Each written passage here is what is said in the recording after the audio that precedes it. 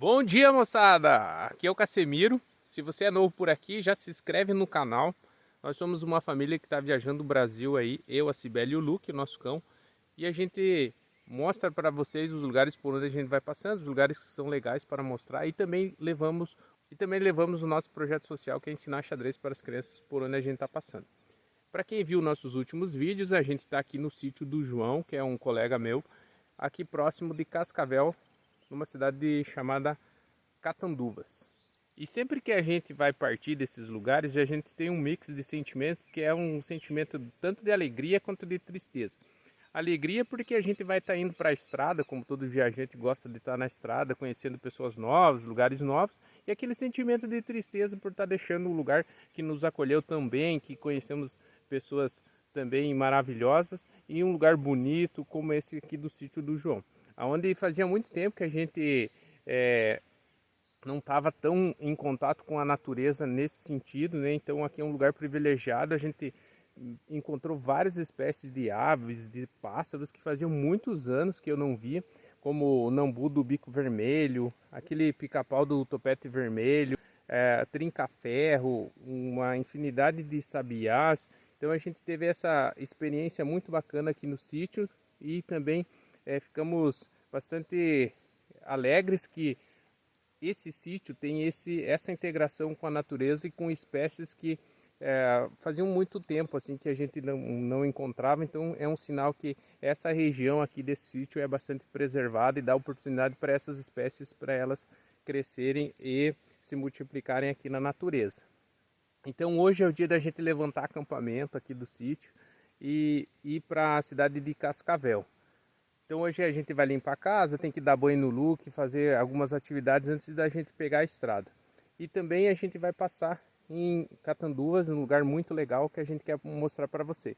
Então se você está aqui nesse vídeo, não deixe de acompanhar, que você vai conhecer com a gente esse lugar aí em Catanduvas.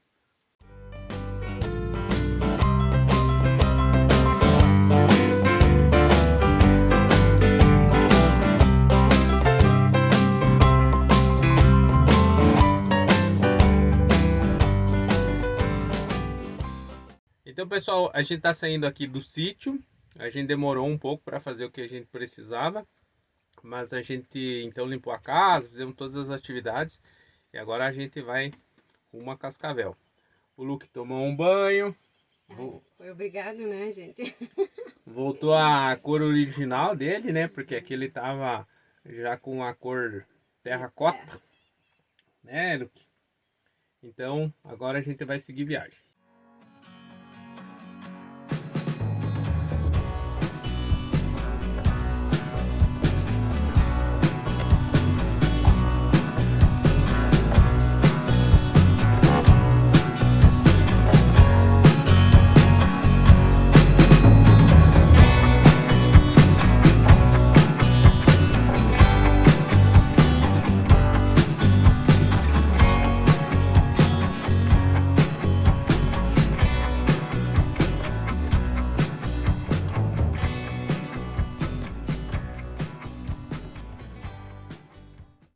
Então, pessoal, a gente chegou aqui saindo do sítio, chegamos em Catanduvas, dá acho que 15 quilômetros, né? É, por aí, uns 15 quilômetros.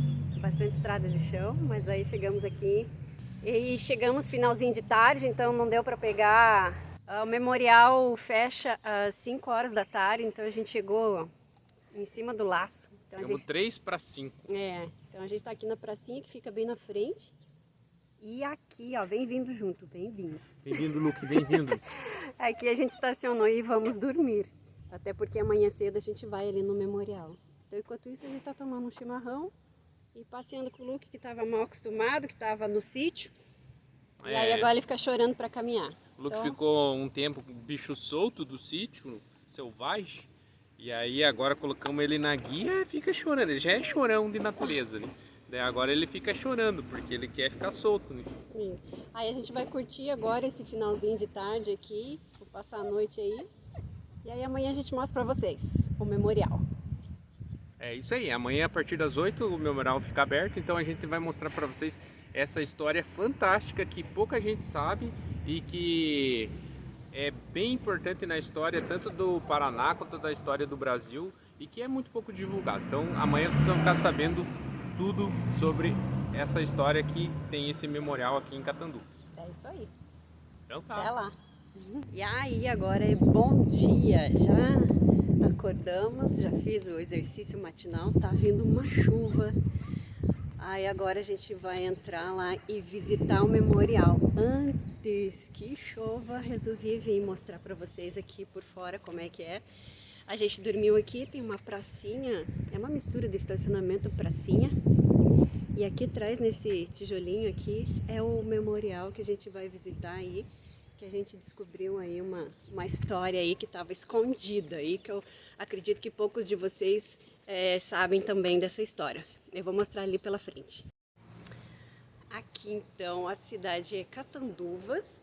Ali do sítio para cá deu uns 15 quilômetros, né? Como eu comentei antes.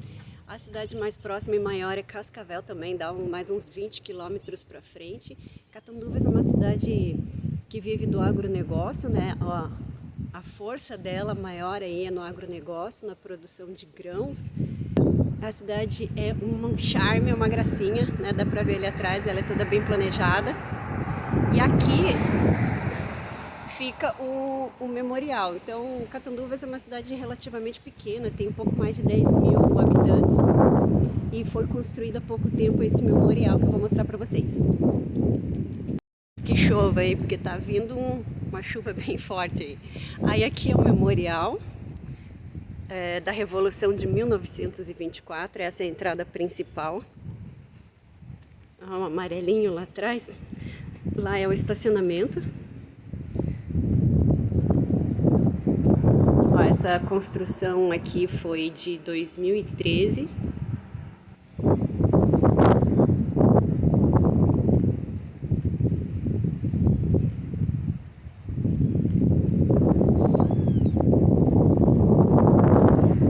Nossa, que vem chuva!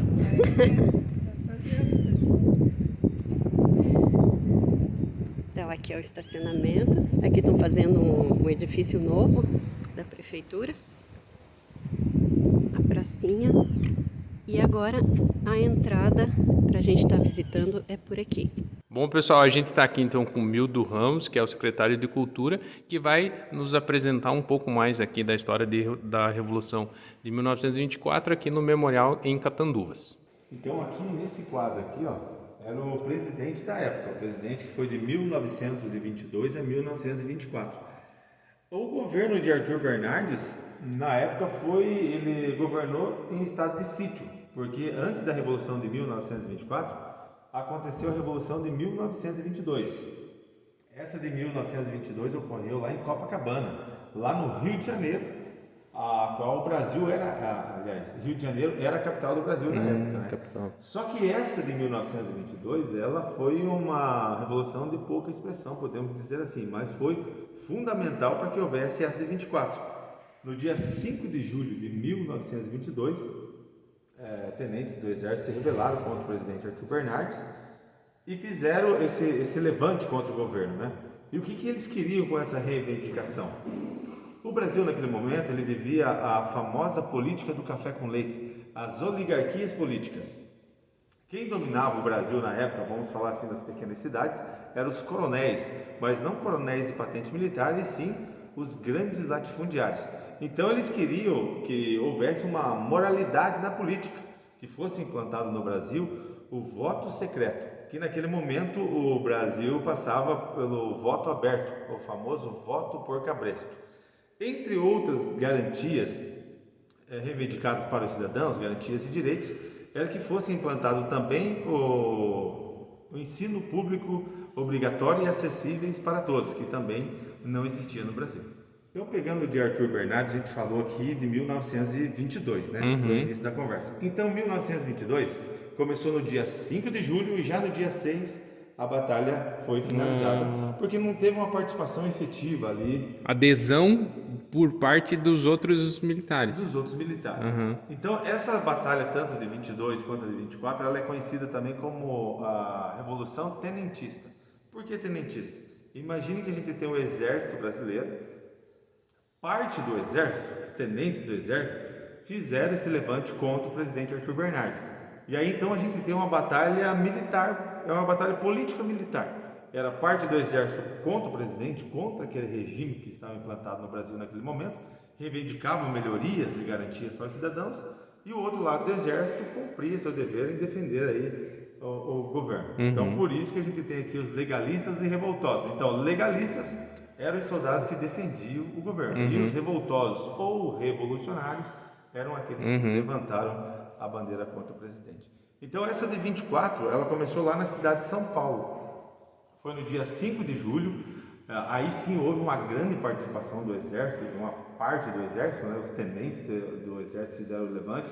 Teve também no comando o Isidoro Dias Lopes, ele que era um general reformado, Miguel Costa também, foi uma figura muito importante para os revolucionários, João Cabanas, que era da Cavalaria da Força Pública de São Paulo.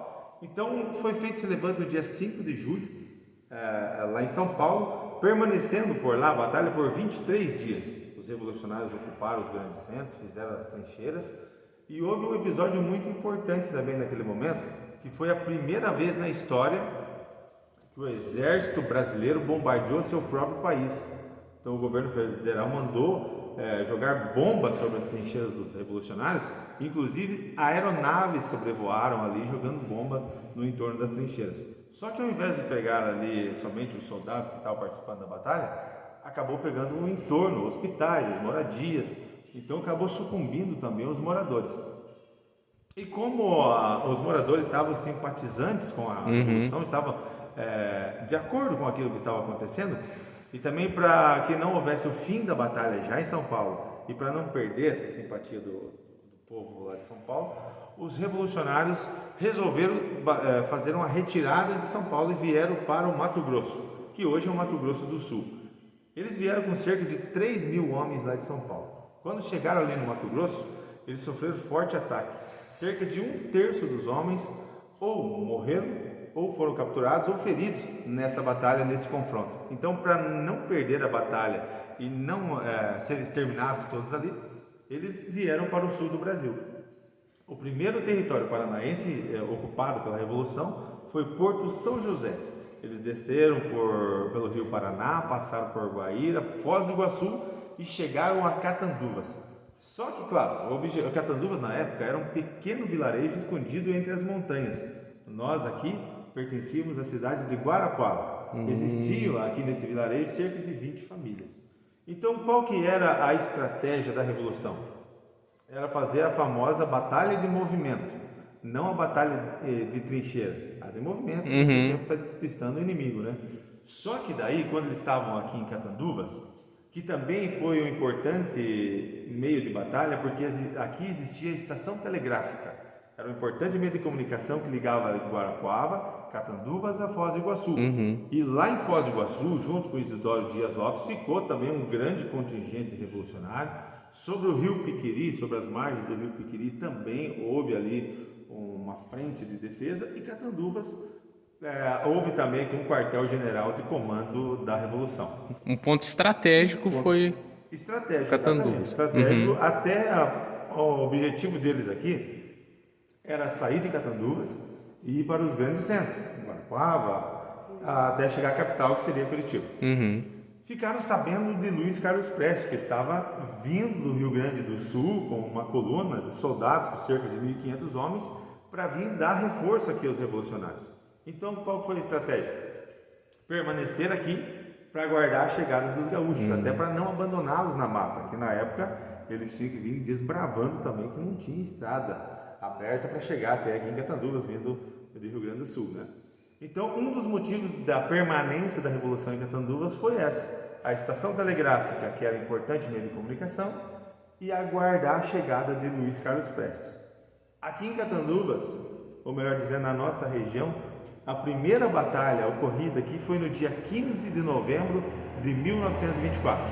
Já aqui, hoje, a cidade de Guaraniaçu, o primeiro confronto foi na Serra de Medeiros.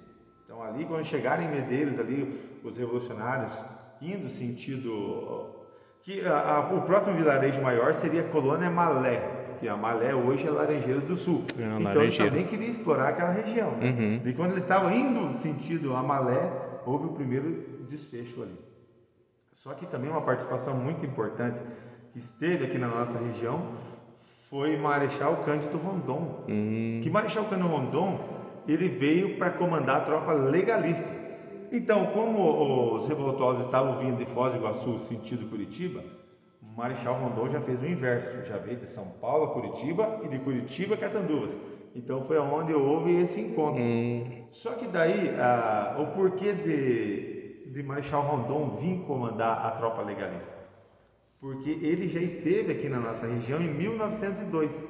Foi ele quem fez a implantação da estação telegráfica. Então ele conhecia essa região aqui como se fosse a palma da mão dele. E por isso que ele foi designado pelo governo federal. Então imagine só, aqui em Catanduvas nós tínhamos aí em torno de, vamos poder imaginar assim, de 1.000 soldados revolucionários aqui. Veio com o Marechal Rondon cerca de 4.000 homens do exército fortemente armado, e com ele também veio as polícias militares, que na época era chamada de forças públicas, do Paraná, Santa Catarina, Rio Grande do Sul, São Paulo, Bahia. Então, além desses 4.000 homens, um grande contingente aí da polícia militar. Porque a estratégia do Marechal Rondon não era colocar os irmãos de fardas diretamente um contra o outro, exército contra exército. Ele queria usar também essa força policial para ajudar a conter, para ter uma calmaria nessa batalha. Porque se o Marechal Rondon quisesse chegar aqui e exterminar com os revolucionários, ele tinha poder de fogo e autorização para isso. Só que ele era, querendo ou não, pacifista. Eles eram irmãos de fardas. Então ele queria que essa revolução terminasse de uma forma mansa e pacífica. Tanto é que durante o confronto, durante a batalha, os aviões sobrevoaram Catanduvas aqui e começaram a jogar panfletos ao entorno das trincheiras. E nesses panfletos estava pedindo para que os soldados se rendessem, dando as condições para que eles pudessem se entregar. De imediato, 40 soldados, já cansados da batalha, vendo que não via futuro naquele momento, acabaram se entregando, às vezes até por não ter força mais para poder continuar lutando. O restante não, permaneceu firme, acharam que a causa era muito maior. Marechal Rondon, vendo que aquela estratégia não logrou êxito, na calada da noite ali do mês de março, próximo ao dia 30 de março de 1925, os soldados todos entrincheirados aqui em Catanduvas, cuidando do flanco direito, flanco esquerdo, retaguarda, enfim, estrategicamente colocada, né, que se o inimigo se aproximasse, eles podiam contra-atacar. Na calada da noite eles ouviram que vinha de longe o ronco dos motores das aeronaves, que se aproximavam das trincheiras. E no estralar de olhos, as aeronaves sobrevoaram próximo às trincheiras e começaram a soltar bomba. E os soldados, em ato de desespero, abandonaram as trincheiras e acabaram, muitos indo para Foz do Iguaçu, outros acabaram fugindo para a mata. E o que aconteceu nesse bombardeio? Foi uma outra estratégia de Marechal Rondon. Era bombardeio de efeito moral. Essas bombas não tinham poder letal, apenas faziam barulho e um fumaceirão. Foi uma forma também de ele desorganizar essa parte aí dos sem ter baixo, para poder entrar aqui em Catanduvas e tomar conta do vilarejo. E foi o que aconteceu. Após esse bombardeio, eles vieram aqui e acabaram ocupando Catanduvas. Foram 407 soldados que se renderam. E só para contar um pouco da história, como foi essa rendição deles, imagina só, aqui em Catanduvas já não tinha mais nenhum tipo de alimento para os revolucionários. Então chegou um momento que, para eles poderem se manter vivos, eles tinham que abater os cavalos, que eram seus irmãos deles, seus companheiros de batalha, né? Querendo ou não, o animal era o principal meio de transporte da época. Então, para eles poderem sobreviver, eles abatiam os cavalos e comiam sua carne. Isso quando eles comiam, né? Porque com a mesma expressão que a gente teve agora falando dessa história, eles também comiam aquilo somente por questão para sobreviver mesmo. Então imagine, os soldados aqui grande parte doentes, sucumbidos pelo cansaço, já não tinham mais o suprimento necessário para a logística de guerra, que seria a bala e a alimentação. Numa guerra, se você não tem esses dois itens, você não consegue continuar. Então já estava escasso. Após a rendição desses soldados, foi feita uma missa aqui no cemitério do Roncador, melhor dizendo, no campo de concentração, ali no Roncador, em homenagem aos mortos, e eles foram a pé, os soldados daqui de Catanduvas a Irati. Então muitos soldados já iam morrendo na estrada. Lá em Irati eles embarcaram nos trens e foram até Porto de Paranaguá. No Porto de Paranaguá embarcaram nos porões dos navios e foram até o Iapoque, Clevelândia do Norte, no extremo norte do Brasil, onde ficaram aprisionados ali. Então a gente não se sabe ao certo para dizer agora, mas muitos desses soldados já foram morrendo até chegar nessa colônia prisional. Que estava muito debilitado já pelo período da batalha e as circunstâncias, né, que se teve essa batalha, né? Principalmente de fome e perdendo muito peso, muito tempo, né, nas trincheiras. A gente viu que pela questão também dele estar cercado, né, quando aconteceu o cerco, muitos faziam as suas necessidades na própria trincheira, então estavam vivendo em condições subhumanas para continuar lutando, né? Exatamente, essa parte que você citou era justamente o que acontecia. E no momento final ali da batalha, eles já não tinham mais tempo nem de sair dentro das trincheiras, né? Porque o fogo era intenso. Tanto é que foram deflagrados aqui mais de 10 milhões de tiros durante esse período. Nossa. Inclusive, além de fazer as necessidades fisiológicas dentro da própria trincheira, a trincheira acabava servindo também de sepultura dos revolucionários. Muitos eram sepultados em valas coletivas. Então aqui nós não temos assim um registro oficial de um cemitério dos revolucionários. O que nós temos é 2 cemitérios dos legalistas. E tem o registro de saber quem eram esses soldados aí, esses militares? Os revoltosos, né? Isso. O que a gente tem registro é dos soldados legalistas. Os legalistas a gente tem, tanto é que depois a gente pode ver ali na cruz, tem até gravado o nome dos soldados que eram mortos, eram registrados na própria cruz também. Agora, dos revolucionários, a gente não tem assim, um registro nem de onde foram sepultados. Era onde assim, não tinha uma igualdade na batalha, né? Porque os revoltosos, para eles poderem continuar a batalha, eles tinham que atacar um contingente legalista, vamos dizer assim, colocar eles para correr e eles pegavam os equipamentos de guerra. Era assim que eles acabavam abastecendo as munições e armamento. Já por parte dos legalistas, eles tinham uma estrutura já organizada, né? A logística deles era bem mais aprimorada do que dos revolucionários. Porque os revolucionários estavam sempre em fuga, né? Então, em ato de desespero, é diferente do pessoal que estavam perseguindo, podemos dizer dessa forma, que ele tinha tempo para se organizar. Então aqui a gente pode, nessas fotografias aqui que você vai registrar, já é aqui na nossa região de Catanduvas. Esse primeiro quadro de cima aqui é na cidade de Guarapuava, a qual Catanduvas é distrito. Esse daqui é um hospital que foi improvisado ali para tratar os feridos. E aqui essa de baixo é Laranjeiras do Sul, que na época é chamado de Colônia Malé. Então, só para a gente ver a questão da organização, os legalistas dispunham de hospitais, né, para poder tratar os feridos. E nesse quadro aqui, onde nós temos os oficiais, todos esses aí são oficiais do Exército. Inclusive, esse senhor aqui é o Marechal Cândido Rondon. Ao entorno deles estão aí os generais que vieram junto com ele. A estatura deles, dos soldados ou das pessoas da época, era em torno de 1,68. Tinha aquela variação, né? Mas a estatura era bem baixa. Muito interessante, né? E tem esses edifícios em pé ainda? Esses aqui, até em conversa com o pessoal de Ponta Grossa, aqui é a cidade de Ponta Grossa. O quartel-general deles lá também improvisado. Em conversa com o BIB-13, que é o exército ali de Ponta Grossa, eles não reconhecem esse local aí. Mas tem muitas obras antigas ainda lá em Guarapuava, nesse mesmo formato. A gente vai ver esse mesmo prédio onde eles estão aqui posando para foto, que é esse de baixo aqui onde está a cavalaria e tudo mundo. Aqui. Então existem ainda lá na cidade alguns prédios nesse mesmo formato. Então esse é em Ponta Grossa. Ponta Grossa. Esses veículos do exército, essas ambulâncias aí, vale ressaltar que o exército não dispunha desses veículos. Eles foram requisitados para uso exclusivo na batalha. Aqui no Brasil tinha uma montadora da Ford, então o exército, o governo foi lá e requisitou para poder utilizar tanto para tratar os feridos, né, quanto na logística geral, levar alimentação, munição, tudo que fosse preciso. Lá estão as aeronaves, também em Ponta Grossa, aviões Baguete, foram esses que sobrevoaram aqui em Catanduvas por 2 momentos, por 2 episódios. Essa parte que o avião sobrevoou, jogando bombas aqui de efeito moral, está no livro do Isidoro Dias Lopes, que era o general reformado que comandava a tropa revolucionária. Então, o principal meio de transporte da época era a cavalo. Aqui a gente pode ver um grande contingente aí de soldados em cima dos animais. Nessa outra fotografia aqui já os soldados pararam para descanso.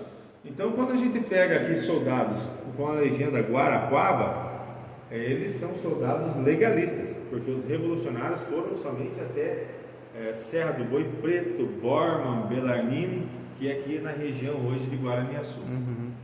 O maior poder de fogo da revolução é o canhão, o calibre 75, o Krupp. Então, ele era puxado por carroças e também aproveitava para levar as munições. Aqui no memorial nós temos bala de canhão, temos balas de fuzil, temos sucata de fuzil, de armamentos de pequenos calibres, que depois a gente vai estar apresentando para vocês também. E descalço, exatamente. Descalço era muito comum, principalmente dos revolucionários. Aqui nós temos um grupo de soldados que estão ali no posto telefônico de serviço de transmissão de roncador durante as operações. Tem ali um posando para fotografias, provavelmente tentando também uma comunicação. E nessa outra fotografia aqui, ó, esse senhor que está ao centro da foto é Major Sarmento, que mais tarde se tornou coronel da Polícia Militar aqui do Paraná. Uma história importante sobre ele, que a gente estava conversando há pouco, é referente ao Contestado. Ele comandava a tropa da Polícia Militar em Contestado em 1912. Então a tropa que ele comandava sofreu um ataque e todos os soldados morreram. Inclusive, ele levou um golpe de arma branca em seu olho direito. Pode ver que ele está pousando meio de perfil para a fotografia, que é para tentar ali, camuflar sua deficiência. Então, quando ele foi ferido lá na Batalha do Irani, ele também fingiu estar morto. Os camponeses passaram, viram que estava todo mundo ali já mortos ou gravemente feridos na batalha. Os camponeses acabaram passando e o Major Sarmento acabou sendo resgatado pelos companheiros de farda. Devido ao seu conhecimento de batalha, seus atos de bravura, ele veio comandar a Polícia Militar do Paraná aqui na batalha em 1925. Então, por isso que está aí essa importante figura da Polícia Militar do Paraná, que hoje, se pesquisar o nome do Sarmento, ele é o patrono da Polícia Militar, ele que representa a força da Polícia Militar do Estado do Paraná. Interessante, né? Eu não sabia que tinha tido um sobrevivente, um oficial assim, né, de alta patente, que veio para essa revolução, porque é muito conhecido o Matos Costa, né, que foi uma espécie de mártir da parte dos militares, da parte do governo, né, na revolução lá também do Contestado. Perfeitamente, o João Goulart também é uma figura que foi bem conhecida. Sim. E o Major Sarmento, além de ser uma figura extremamente conhecida, foi um sobrevivente também lá da Batalha do Contestado. Interessante. Então aqui no quadro que mostra o mapa do estado do Paraná, a gente vai poder visualizar um pouco melhor como foi a batalha. Os pontos onde ocorreram. Então aqui nós estamos, aqui onde começou, no estado de São Paulo, primeiro território paranaense ocupado pela Revolução Porto de São José, seguiram pelo Rio Paraná, passando por Guaíra, Foz do Iguaçu e vieram até Catanduvas. O objetivo seria ocupar, como foi dito anteriormente, os grandes centros, né? Mas não, então eles vieram até essa região aqui, que é Serra do Boi Preto, Borba, Belarmino, e acabaram retornando a Catanduvas, onde permaneceram por durante 5 meses. E nessa época, o principal, vamos dizer assim, desenvolvimento do Paraná, ele se deve ao redor ou em cima da onde hoje é a 277. Você pode ver aqui que nessa fotografia, aqui do quadro, era pouco povoada a região essa do Paraná, né? Tanto é que a batalha também trouxe um melhor entendimento o maior conhecimento para o governo sobre a nossa região. Quem atuava aqui, principalmente na região próxima aqui a Catanduvas, era a extração da erva mate e da madeira. Empresas anglas argentinas é quem dominava essa nossa região. Tanto é que a moeda do Brasil na época era o réis. Era pouco circulado aqui, mas era a moeda estrangeira que predominantemente circulava nessa região. Isso. Praticamente o governo brasileiro, como as outras, por exemplo, levando em consideração também lá o contestado, tinha essa ideia de dar ou emprestar suas terras para empresas estrangeiras para exploração, né? Então aqui é mais um episódio e acredito que deveria ser, na sua maioria, a araucária, né? Araucária. A madeira aqui era Araucária. era o principal, tanto que depois a gente vai ver algumas fotografias que era tomada pela araucária aqui na nossa região. E além dessas empresas anglas argentinas, paraguaias que aqui atuavam, acontecia muita mão de obra escrava ou semi-escrava, se podemos usar esse termo. E foi também conhecido essa exploração dos trabalhadores com a chegada da Revolução.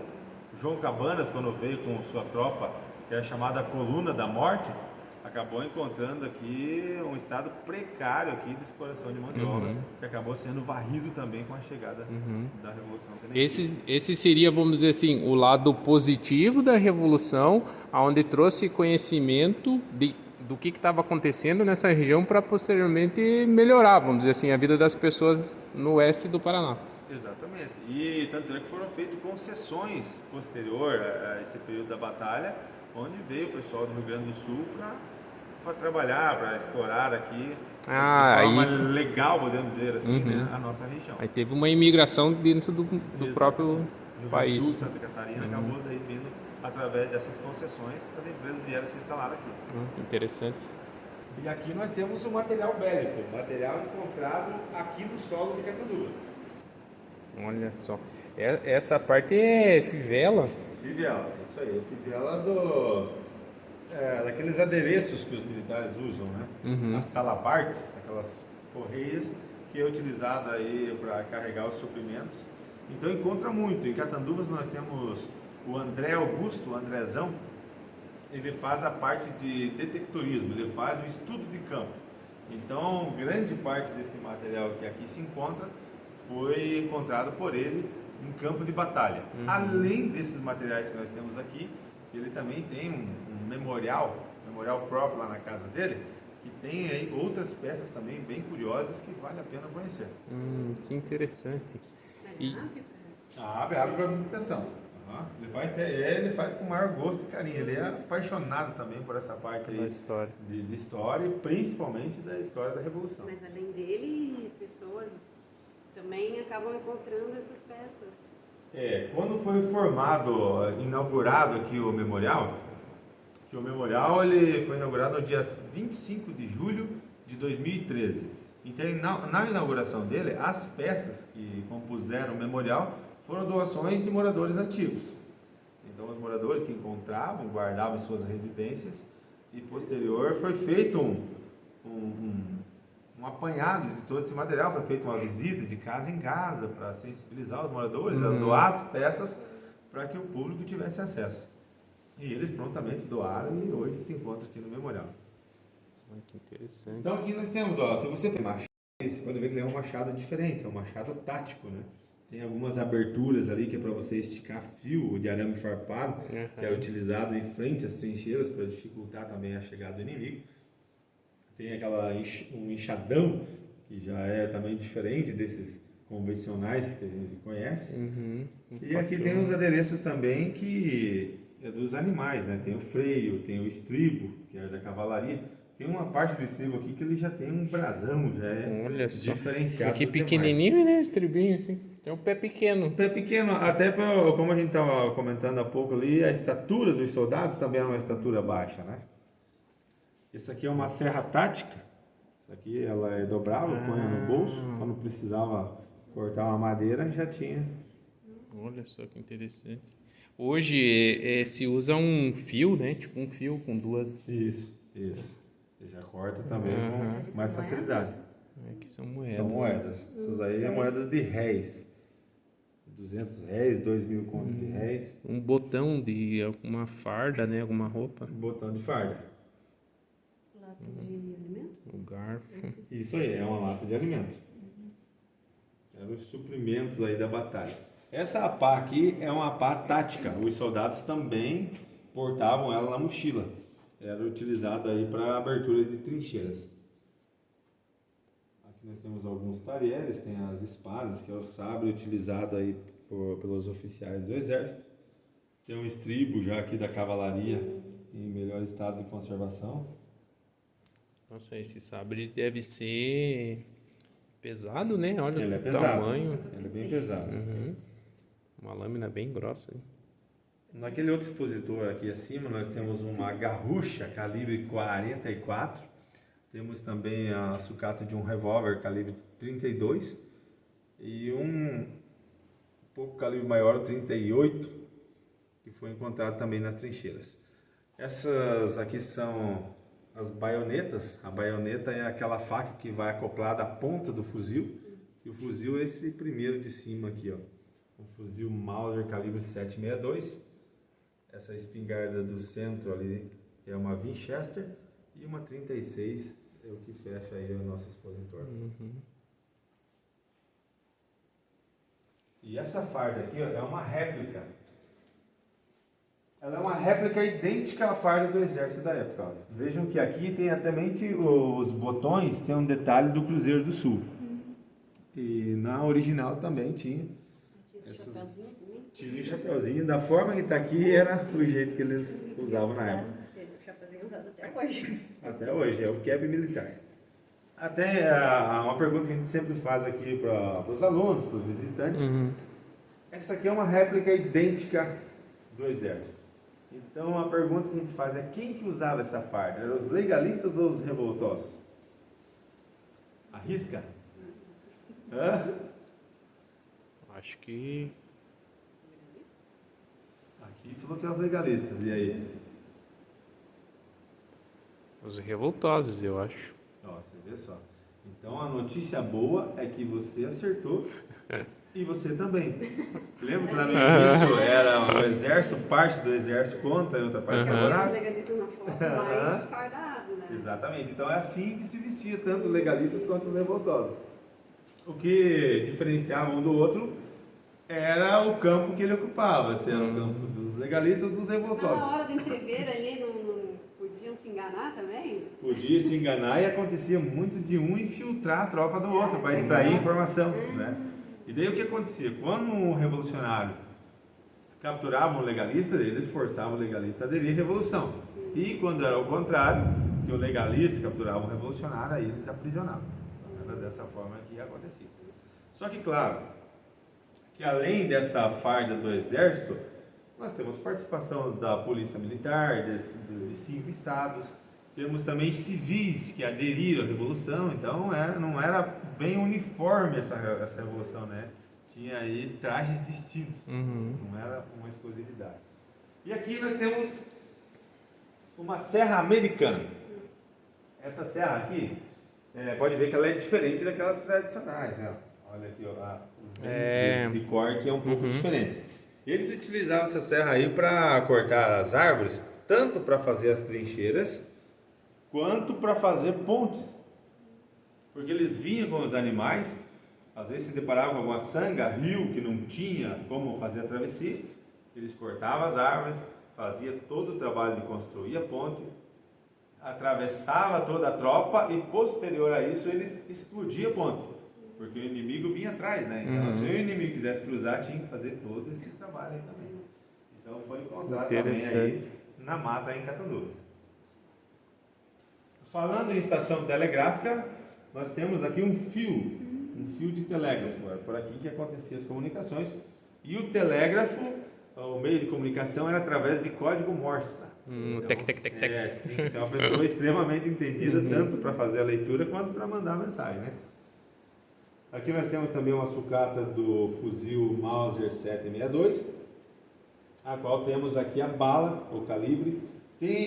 Nós temos aqui dois formatos, um com a ponta arredondada e a ponteira, que está aquele outro pente deitado lá atrás, ó, Uhum. a ponta bem aguda, então é mais cortante do que esse que está aqui em pé.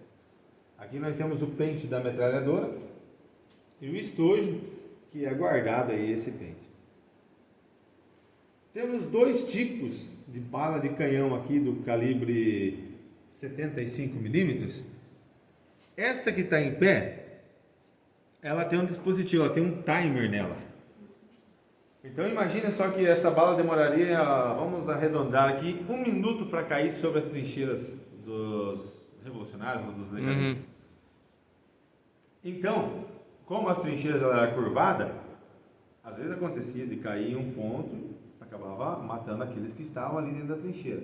Ou muitas das vezes acabava errando também, não caía exatamente onde precisava. Essa bala tinha um timer, um reloginho, programava ela. Vamos dizer que vai cair daqui 1 minuto a bala, se programava detonar em 55 segundos. Então, quando essa bala estava em queda livre, ela detonava. Então, não tinha para onde fugir, não tinha como escapar. Ela tinha um poder muito letal. Aquela outra bala que está deitada ali, ó, aquela ponteirinha dela ali é a espoleta. Então, quando lançada essa bala, que essa ponteira batia contra o solo, ela detonava. E quando ela detonava, dentro dela tinha esses baletões aqui, ó. Além dos estilhaços, esses baletões que matavam e feriam os soldados.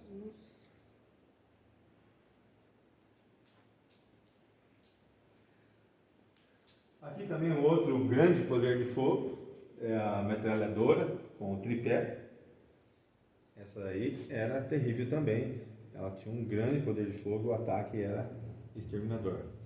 Naquele quadro nós temos uma figura emblemática, importante também aí para os revolucionários, que foi o João Cabanas. Ele era tenente da Força Pública da Cavalaria de São Paulo. Hoje, para quem queira se aprofundar um pouco mais na história, tem um livro chamado A Coluna da Morte, de João Cabanas. Ali tem relatos pessoais dele, desde a cidade de São Paulo até o término da Revolução, até a chegada ali em Foz do Iguaçu. Ele foi responsável por muita documentação, né, de como foi o cenário da Revolução. Ele conta também uma parte sobre as pessoas, as cidades, os povoados da época, né, tem bastante relatos dele, né, bem interessante. É bem interessante e para quem gosta de uma boa leitura, que a leitura você começa a se imaginar dentro do contexto, Sim. né? Então os relatos que ele coloca, assim, ele te coloca justamente naquele momento da batalha, faz você criar uma imagem assim que volta ao passado. Interessante.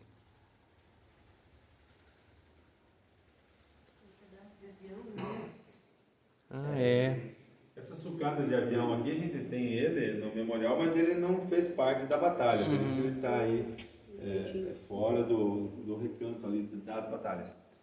A Catanduvas na época tinha um campo de aviação e foi encontrado essa parte do avião aí, o pessoal encontrou lá na Torre Alta, onde tinha esse espaço de pouso. Então certamente foi um avião que acabou sofrendo algum tipo de acidente também, né? Nós temos um quadro que mostra o Catanduvas da época, o vilarejo de Catanduvas. Nossa. Olha aí.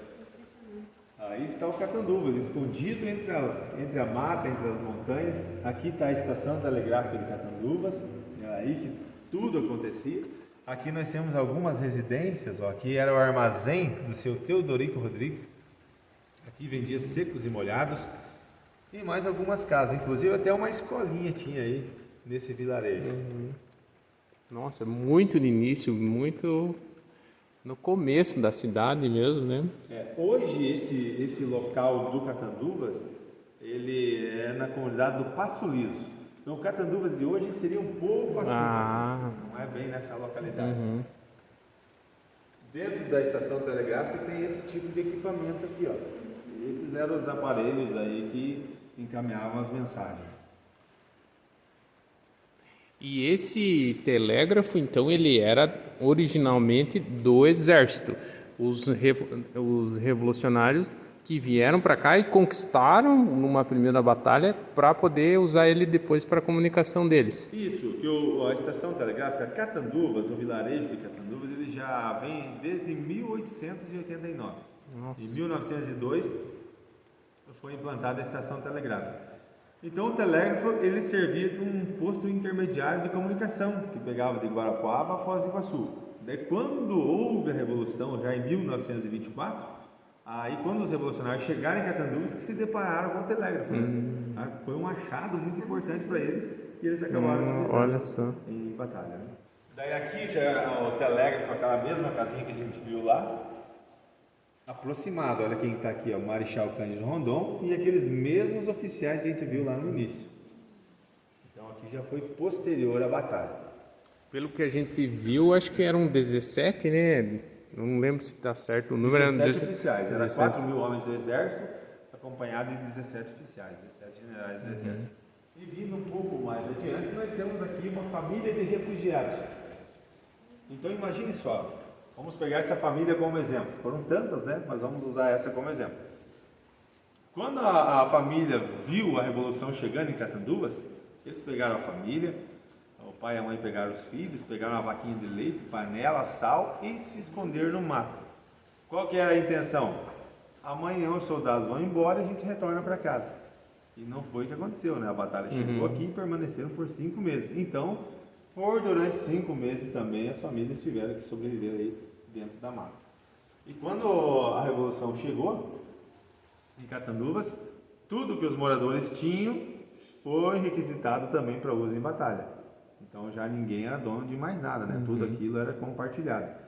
Até tem relatos do comandante Stilac, ele quem fazia essa organização dos suprimentos. Então vamos imaginar que o seu João lá tinha 10 galinhas e 5 porcos. Ele chegava para o seu João, anotava tudo que ele tinha na residência e deixava bem esclarecido que se ele precisasse abater qualquer animal para sustentar sua família, ele tinha que ir ali no quartel-general, pedir autorização por escrito, porque quando os soldados fossem lá também pegar os animais para abate, eles iam conferir se estava tudo certo, estava tudo ok. Se tivesse faltando algum, tinha que ter lá um documento justificando que tinha autorização para o abate. Então, era dessa forma que acontecia. Um confisco, praticamente. Um confisco. Claro que isso são relatos, você sabe que a história tem várias verdades e várias fontes. Esse foi um dos episódios relatados sobre essa organização dos animais. Por outro lado também nós temos relatos dos revolucionários quando chegaram, as plantações foram todas, vamos dizer assim, recolhidas por eles e deixando um prejuízo enorme para os produtores da época. Tanto que os produtores que levaram prejuízo enviaram cartas para o Ministério da Guerra reivindicando o reembolso do prejuízo e não foram atendidos. Então, além dessa, tem 2 pesos e 2 medidas. Aqui no campo de concentração, nós temos já posterior à batalha, após a rendição dos soldados, houve uma missa em homenagem aos mortos. E nessa missa estão os legalistas e os revoltosos. Os irmãos de fardas aqui, após a batalha, estavam juntos novamente para fazer uma missa. E nesse outro quadro eram os soldados, os 407 sendo guiados para Irati. Aqui estão em Campos de Guarapuava, então já um longo trajeto percorrido a pé. A gente pode vivenciar isso através da fotografia. E aqui, vindo um pouco mais adiante, nós temos o Luiz Carlos Prestes, o Cavaleiro da Esperança, que tem um livro com esse nome, né? Ele que era o comandante aí da tropa da Coluna Prestes. Neste quadro aqui nós temos a junção das 2 colunas. Nós temos Luiz Carlos Prestes, comandante da Coluna Gaúcha, Miguel Costa, comandante da Coluna Paulista. Além de Miguel Costa, nós temos aqui também Juarez Távora, que foi também importante nas estratégias de batalha para os revolucionários. E ele, terminando a batalha aqui em Catanduvas, juntamente com Miguel Costa, seguiu a campanha contra o governo por mais 2 anos e meio, por 25 mil quilômetros, em batalha contra os legalistas novamente, né? Até ali meados de 1927. João Cabanas está aqui também, em cima de um cavalo. Aqui uma peça de artilharia encontrada pelos revolucionários. Quando a gente diz encontrada é porque houve um confronto entre legalistas e revoltosos e os legalistas abandonaram as peças e aqui estão eles aí pousando para uma fotografia. Foi em novembro de 1924. Aliás, entre novembro e janeiro de 25. Bom, é isso aí, pessoal. Espero que vocês tenham gostado dessa fantástica história, apesar de ser um episódio triste da nossa história, mas que trouxe muitos desenvolvimentos e resultados positivos também para o Brasil e principalmente aqui para o estado do Paraná. Então, em nome aqui meu, da Cibele e do nosso canal, a gente quer agradecer a Prefeitura aqui de Catanduva, a Secretaria aqui de Cultura, né? E gostaria de passar para vocês também que queiram vir visitar aqui, como que pode fazer, né, para estar vindo visitando aqui o memorial. É isso aí, gente. Obrigado por estar conosco até esse momento. Você que gostou da história e quer saber um pouco mais sobre os acontecimentos aqui de Catanduvas, do estado do Paraná e do Brasil, o nosso horário de atendimento é de segunda a sexta-feira, em horário comercial, no período da manhã, das 8 ao meio-dia, e no período da tarde, das 13 às 17 horas. Mas se porventura você não pode vir nesses horários citados agora, você pode entrar em contato conosco através do telefone 45 3234 8590 e fazer um agendamento que nós recepcionaremos vocês aqui com o maior carinho e com o maior prazer. Maravilha. Tem algum tamanho assim de excursões que vocês preferem estar atendendo? Por exemplo, um número máximo de pessoas para conseguir atender todo mundo, assim, como que funciona? Se alguma escola, universidade queira vir visitar? O ideal é até 50 pessoas. Nós temos um auditório aqui com capacidade para 50 pessoas, que a gente começa com um breve documentário para a gente colocar um entendimento maior sobre a história, para depois a gente vir fazer essa visita guiada. Além do Memorial da Revolução, nós temos também duas extensões, que são os cemitérios da Revolução. Um cemitério é na comunidade do Roncador, que é cerca de 5 quilômetros daqui da cidade, e outro no Tormentinhas, que é em torno de 4 quilômetros, bem próximo a nós aqui. Maravilha, pessoal, é isso aí. Não deixe de vir visitar, você que vem para o oeste aqui do Paraná, que está passando por Catanduvas, fica próximo aqui a 277, então é fácil acesso. Não deixe de vir visitar e conhecer um pouco mais sobre a nossa história, porque a nossa história é o que nos trouxe até hoje, então você consegue aprender com os erros e os acontecimentos aí do passado e também enriquece o teu conhecimento. Isso aí. Até o próximo vídeo.